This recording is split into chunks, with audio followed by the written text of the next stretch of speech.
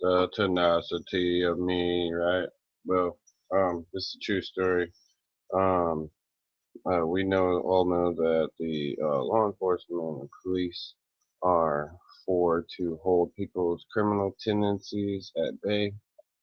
So maybe they work good enough to where it can correct people's minds so that they might not even go to a place criminal in their mind in the first place sometimes, so it acts as a pretty good deterrent for the most part. But I am a kind of an ornery person, not really like I'm not mean. Like I'd probably be like one of the first people if nobody else would. They put a couple people standing there that would jump in and try and save somebody from drowning or something like that. I would be one of the people like, are you going? Are you going? That's just my nature. It doesn't matter who they are, really. I would hope that you do something kind to somebody and it'll go to the next person. So I was not always innocent. I'm not.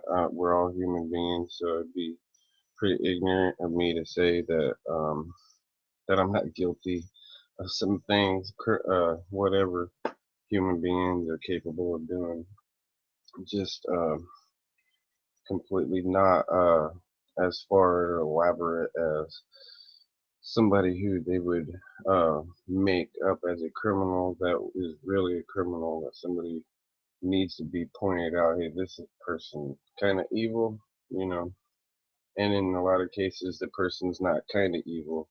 They are very evil. And they're sinister or wherever they're coming from, they feel vindictive. They feel like getting even with other people for maybe for various reasons that have nothing to do with them and the people they take it out on in particular. But anyways, so I'm just saying like this isn't. I'm not I'm not like pissed off. I want to get even with these people. I think that if there's anything that I'm trying to pursue out of making the video, other than getting it off my chest, is basically just the public knowledge of what happened there, and that I don't expect this to not happen in other places. I don't think it's just an isolated thing where people innocently get carted off, do 10 days, sit there, and there's nothing that their probation officers or other people can do or are willing to do. They're going to leave them in there for um, 10 days and then tell them that, oh, yeah, I'm sorry about that. I'm sorry for leaving you in for 10 days, screwing your job up. Basically, you got fired because your boss found out you were in jail. Then it didn't even really matter. It basically screws you over to the point where you have to wait down the road while your buddy that you work with there goes up to your boss's ranch or whatever, hay ranch or whatever the hell, Camas Valley, goes up there and has to collect the money from the guy because you're going to get into a fist fight with the guy over it now because now he thinks you're a criminal and is treating you harshly. Whenever you do good work for him, you're somebody who everybody in the whole Roseburg, USA of Oregon, America, calls you like on everybody at the top of everybody's list. If they can get Chris Lanham down there, they're gonna call his ass up and they're gonna have him show up at what time they say. Chris Lanham will be there, will come through.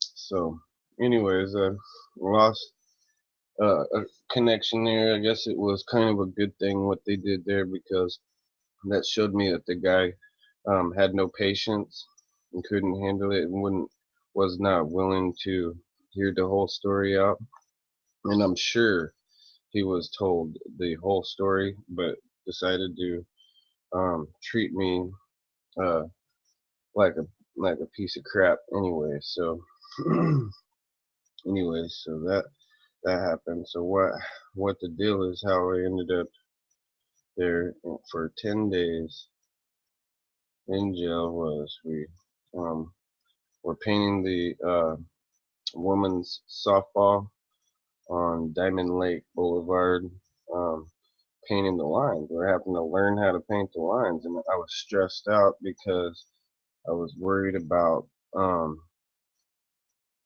not getting the paint right, because you only have one shot to do it.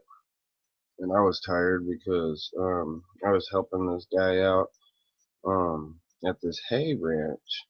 He had some other people help him, and the way they stacked his hay, it rotted. It rotted down a silo rock down the center of his haystacks. So um, we had to clear that all out, separate the good from the bad, and then we were uh, basically helping the guy um, go out and buy hay, or we were no, that's not true. We were distributing it. I'm sorry. We would take it because he was the dealer. I just remember my friend Bob. I'd go with him before I left Roseburg, Oregon, around 2007, 6. Um, we would go out and uh, we'd buy hay, and then we would bring it back to his horse ranch. So that's what I was saying there. But this guy, um, this happened about maybe 12 years ago, 13 years ago, when this days in jail happened here. So, anyways, I had to go from there to my house, try and get a power nap in because I was really exhausted. I was really tired because I was also going to school at the same time. So, um, I went home to take a nap. Woke up, realized that I had to fly to Roseburg to try and get a key, because they didn't provide me with the key to go and do the lines at the baseball diamond or the baseball stadium or whatever, Stewart Park baseball stadium place. Um, it was not Stewart Park. It was I'm sorry. It was Diamond Lake Boulevard in Roseburg, Oregon. So I had to stop by the courthouse, by the city building there, and get the keys. So I was a few minutes early, but what happened was I ran into a problem. My car ran out of gas in a no parking tow zone behind Safeway. So I had to run from there to the courthouse, get somebody's attention, ask them for a key. And the person that I ran into, I told them my story, and then she's like giving me crap, talking shit to me, and the lady, um, just basically telling me, oh, screw you, man, you piece of garbage. So I just said, fuck, lady, I gotta go. And that's what got me thrown in jail for 10 days, because I said, fuck, lady, I have to go. I can't fuck around with this. My car is fucked. I just ran out of gas. They're gonna tow my car, for crying out loud. And I have to run up to a pawn shop at the same time and either pawn or sell some shit that I own and get some gas money. So totally be ripped off in order to do somebody else a favor, their city a favor, and then they end up throwing me in jail for 10 days. Had my PO come and tell me because it was some other PO, some female PO or something like that, told the cops to arrest me instead of telling them to help me out and just let figure out what the problem is and see if you can handle it from there and just solve the problem. They uh, they decided to really fuck me over. So thanks, appreciate it. I believe in karma. I have 3 things written down here. Let's see. There was something else. I don't know. 3 things here. Um, hmm, hmm? Oh, for the town's sake. So I'm saying this for anything. It's for the townspeople's sake. The police they did before. They did on me before. They do in Winston, Oregon, also. I asked people about this girl that I knew in high school, who's a cop there now, if she's flying off the handle, just like the cops do there, too, and um, basically committing illegal police acts, and they get away with it. There's no black people there. This is basically like a all only white people community. Not like only whites are allowed there. I'm not saying that they could push it that far. They're just a white place. They only have so all of the bullshit that goes on there. Um, they don't have minorities. Minorities there are poor people. There's a minority in Roseburg, Oregon. So I'm just saying, for town's sake, um, this is what they do. Um, so I believe in karma, paranormal activity. I don't typically go after people like that, but I do have a story to tell also about when um, I was pursued by a guy and I beat him up, and uh, he basically tried to kill me, trying to be like a bully, like trying to make me be like submit to him or some shit like that, or be like submissive to him or some shit. Like I was gonna cave, like I would cave in or some shit. But yeah, he pursued me for like about 2 years, and I got a felony for beating him up. That's what Roseburg, Oregon did. So they got away with having 12 jurors come in there and decide a person's fate like that. And again, they didn't get to hear the whole entire story and everything that happened. Um, so, so yeah, um, setting people up. Maybe just, uh, maybe they'd say, "Oh, don't take it personally. We set everybody up to go to prison. We set everybody up to try to send them off, regardless of what all activities they did, or the police think that they did, or the police think that they have the right um, to basically um, go after you and coddle your balls. It's illegal. I mean, they're getting away with it because they're the police. It's funny. It's funny hearing some of them talk about like the guns, like like they are protecting your gun rights or something like that. When actually their job is to try to take your gun rights away from you by convicting you with a felony. The the guy Um, uh, Andrew Johnson, the judge in Winston, is a reckless individual, and he's merciless. He's like the most cold, acting like he's cold, callous, and he's very classless. He's got no class and no taste. He's pretty kind of pathetic.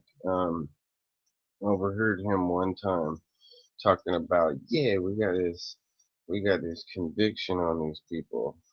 Um, Talking about how he had ruined another person's life with a felony. So they boast about that. So how good does that help your community out by convicting all these people? Does it keep the job market clean? Is that what it does? It keeps it clean, or does it keep it down, or does it keep your loyal petty slaves or whatever right where they need to be?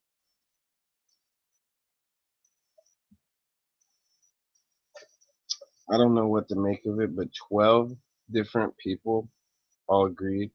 They were all picked um by the DA. Even though there was one that knew that she knew me, she didn't say anything. I don't think that that's uh, very legitimate either, but that was a little bit further back than the 10-day thing. Being thrown in jail for 10 days, and there's no charge, no reason you didn't break the law, but we're gonna hold you here for 10 days, and I mean royally screw you over 10 days worth, because you deserve it. So I'm glad to be out of there because, as far as I know, they were glad to, more than glad to, do what they could to make my life miserable. You know, and to go after me after these petty things like this. It's just ridiculous. I could not believe it, man. I went, I went kind of like ape shit. I was so furious. They threw me in jail, and I wound up in the regular population. I wasn't held in a holding cell. Um, like expediently rushed into the regular population, you know. And as soon as I made it in there, I just like fucking blew my wig, like blew a fuse. I was so pissed. I was like, oh man, I cannot believe these motherfuckers did this and fucking they're gonna get away with this shit. Just fucking made me so fucking mad. And a guy came up to me and he's all, dude, don't let them win. He's all, you're gonna lose your cool. He's all, you're gonna show them that that they fucking, that they won or whatever by losing your cool. So that kind of settled me down a little bit. I was calmed down a little bit, but I mean, I was furious. I was so fucking furious. I was fucking just angry. I was so fucking angry. I don't even know what to say that. It's just cause I said to some fucking bitty fucking bitch that comes out of the fucking city hall fucking building there, some fucking cunt comes out there with a fucking problem because her bitch ass wants to go to her flaky faggot home, fucking cunt. She comes out and I'm just saying, ma'am, I work for I work for the city. I'm here to get a key. Can I please get the key real quick to unlock the paint um, chalk machine thing that I have to get out of this closet in order to paint the women's softball lines. And the lady's like, "What the fuck are you talking about, motherfucker? You need to get the fuck on out of here." I don't give a fuck what you think. I know there's fucking 30 to 50 other, 100 fucking other people that work in this building. Don't ask them either, you fucking piece of shit. Fucking little peasant, fucking piece of shit, poor ass little fucking worthless fucking broke ass fucking motherfucker. That's the way she treated me. And then she fucking got me thrown in jail for 10 days. I did jail time, 10 days in jail for no reason except for telling some lady, fuck lady, I don't have time to sit here and fucking argue with you. I have to go. You know, my car is going to be towed off. So you want me to go back after I sell my shit? You have to stop by, get gas, go back, put the gas in my car. The cops helped me move the car out of the way while while they arrested me, put me in handcuffs. They fucking put drove my car over off to the side of the road for me instead of towing it. When I finally got back there with my gas can with gas that I had to get gas that way that I said, and then and then went to jail. Then got to go to jail for it for saying fuck lady, I gotta go. I don't have time to sit here and argue with you. For saying that, you guys threw me in jail. That's fucking petty. Petty as a motherfucker. All the other shit that you guys did fucking is petty too. I'm fucking gonna have to fucking I'm gonna have to fucking tell the world about it. It's fucking bullshit. Bullshit. Yeah. Setting people up to go send them to fucking prison. Pathetic. I hope that karma gets even with you guys and sends some of you punks to prison. Sends that lady to prison. The lady who did that to me, who got me 10 days in jail, I actually hope her karma serves her and she gets wiped out by a bus. I'm serious. I hope she gets in a car accident and gets her ass killed. I don't play around when it comes to karma and what's right and bullshit like that. If somebody really effed me over like that, I want karma to take care of it. I'm I'm thousands of miles away. Thousands. Fucking punks.